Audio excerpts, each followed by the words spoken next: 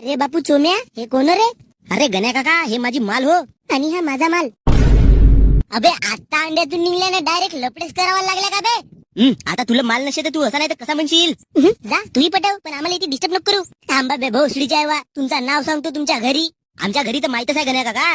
जा कोणाला सांगतेस तर सांग. अबे पण हा असा लपडा करणी या वयात चांगला नशे. या वयात चांगला अंगणवाडीला जावाचा, खिचडी खावाचा, तर भोसडीच्या तू लपडे करून राहिलास. ऐ काका, आमचा लपडा नशे, आमचा सच्चा प्यार आहे.